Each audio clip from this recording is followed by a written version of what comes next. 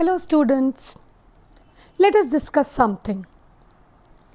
Sometimes it so happens that a student prepared 4 chapters out of 5.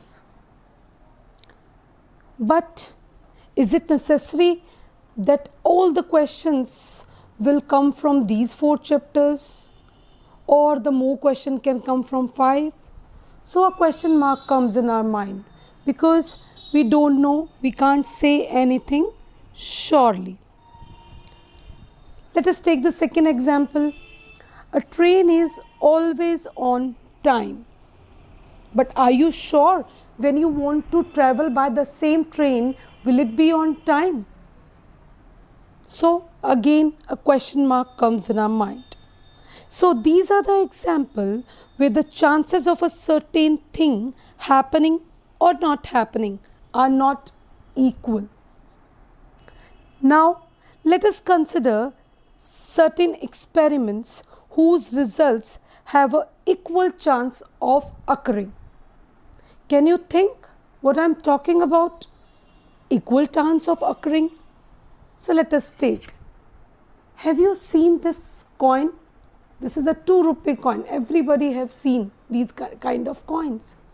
So can you say what will come? Like when I am going to flip the coin, then will it come 2 or means the tail or the head? So not sure, but the chances of coming the head or the tail are equal. Now one more thing, I'm sure everybody have played with these kind of dices. So what will come when I'm going to throw this dice? Is it sure that will come 6, 4? I know everybody wants 6, but are you sure what will come? So no. So for every number here on the dice have equal chances to come. Total are 6. So means total there are 6 faces, 6 numbers are present. So anyone can come at one time. These experiments when we do, like I'm tossing this coin, this time this tail has come. So and if I throw the dice, oh, by chance I get the 6. So doing these experiments are known as the random experiments. So before throwing the dice or tossing the coin, we don't know what exactly will come. Means there is an equal chance of coming head or tail, or there is an equal chance of coming any number. So these type of outcomes we call it as equally likely outcomes. Means anything can come. We don't know before tossing or before throwing the dice. So once again just look this coin. So there are only 2 chances, either head or tail. So there will be equal chances of both. So what can I say? There is half chance is there that the head will come, or again half chances will be there that the tail will come. How many chances we should write? Half. So what we call this half? We call it as probability, means chances of coming a particular outcome. So the chances of getting head is half, means 1/2, and chances of getting tail is also half. And similarly in case of dice, as we have 6 numbers, so chances, or you can say probability of coming any one outcome, like 1, 2, any number if we talk about, the chances are 1/6 for each number. Now each outcome of an experiment we have just did, we have thrown the dice or tossing the coin. So these experiment which we have done, the outcomes which have come are known as event. Like getting a head is a event, getting a tail is also a event. We call it as event. Like while throwing the dice, we get 1, 2, 3, 4, 5 or 6 is an event. So now let us start throwing the dice to do an experiment. I'm going to throw this dice 36 times and I want to see that how many times the 1 has come, 2, 3 and 4, 5, 6. I will record all the events in form of tally marks. So let us start throwing the dice and do this activity. So first 4 has come. So now I am recording here 4. Now again 4. Now 2, 3,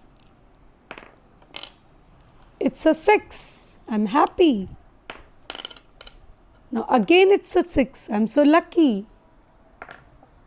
Now it's 3. It's 3. Oh, it fall down, but it is 6. Now it's 2. Again 6. Wow, I felt so lucky. Now it's 5. Now it's 1, 2. Again 6. It's 1. Again 1. Now 5. Now it's 1. It's 4. 3. 3 again. It's 1. 6. It's 2. It's 2 again. It's 2. It's 1. It's 5. It's 3. It's 2. And 4. And 1. And 5. Let me count before doing how many we have done till now. Till now we have thrown the dice 34 times. Now only 2 times we need to throw more. It's 5. Sorry, I have drawn it wrong. Now it's 2.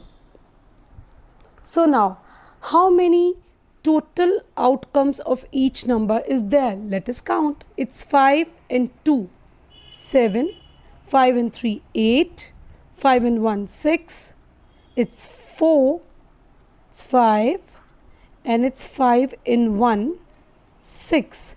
If we count, if we add them, it will be 36. Total will be 36. So what we have observed from this, that if we increase the number more and more of throwing the dice, the number of each 6 outcomes becomes almost equal to each other. You can see we get 6, 6 here, 7, so less difference. So if we increase the number of throwing more and more, we'll get approximate equal chances to get 6 outcomes. So this shows this experiment. Means we have equal probability of each number, each outcome. So now what to be done with this data? Now time to do the work in MathsLab file. So this is your file in which you need to record all the data which we have done today. I am going to record this data in this table, and after recording the data, I am going to calculate the central angle and then going to make a pie chart of this, that you also have to do. But it is not necessary that you take this data. You can do a separate experiment similar to this and data can be different. Means you can throw the dice 36 times and you can get a different data I'm not sure. So that data you can record and you can draw the pie chart out of it. Now you can see here, I have recorded the same data here and I have calculated the fraction. How we can calculate this fraction? What does it mean? Means out of total 36 throws, the number 1, the outcome 1, we get 7 times. So 7 out of 36 is a fraction. Similarly, 2, 8 out of 36 we get, and 6, total from 36 throws we get 6 times 3. Similarly, here 4 by 36, 5 by 36, and here is 6 by 36. We are going to use these fractions to calculate the central angle to draw the pie chart. How we can do that?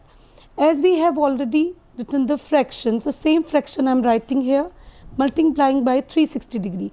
Why we are doing so? We are doing it because we need to calculate the central angle. And why multiplied by 360 degree? Because the value of the complete angle is 360 degree. So when we multiply the given fraction with 360 degree, we can get the angle required for outcome like 1. So let us calculate that. Now after calculating here, we will reach 70 degree. Similarly, we can calculate other central angles also. So now you can just have a look. I have calculated all the central angles here. Now time to draw the pie chart. How we can draw the pie chart using these angles, that I am going to show you. I hope the data and the pie chart both are visible to you. So let us start drawing the central angle one by one. So first of all, this angle is 70 degree. So from starting, you can, I'm just putting it here. So from starting, you can draw anywhere a simple radius. You can see I have drawn a radius. Means I get this line segment. Now first angle is 70 degree. So I am going to make it with this protector. So first of all, I am putting this point, center point, on the center of the angle, and then just coinciding this the line which is given on the protector along with my radius, and just drawing, putting a dot on the 70 degree angle. I get this point, and using the scale I am joining the center with this point to get the 70 degree angle. This is my 70 degree. Okay. Similarly, next angle is of 80 degrees. You can turn the file as well.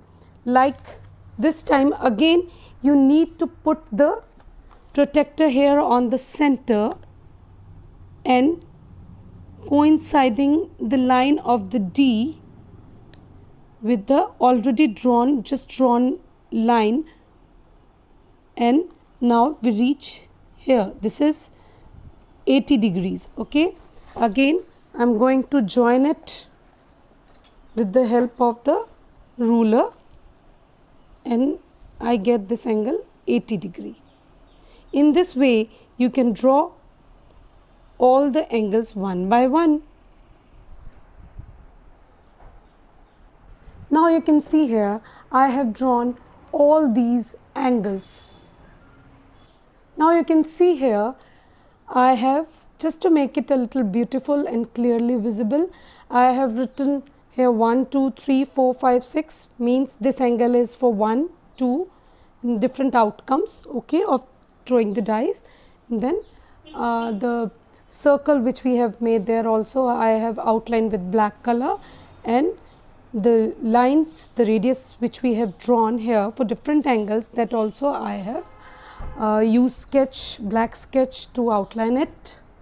Now to make it more beautiful, I am going to use these colors. I am going to use any 6 colors and just coloring it like a different color on a different angle for different outcome. Now you can see here that I have make it colorful. Now these are the different sectors I have made here of this circle, in which the different outcomes, different events you can see by throwing the dice. Now it is clearly visible that there is not much difference in each other. I know the 4 is smaller, but if you just increase the number of throws, you will get more and more equal towards each and every event. So I hope you have enjoyed it, students. But yes, don't forget to do it in your file in similar ways, and you can experiment it yourself. Again, I am saying, and you need to draw this pie chart of these outcomes in your file. Okay, students? So thank you.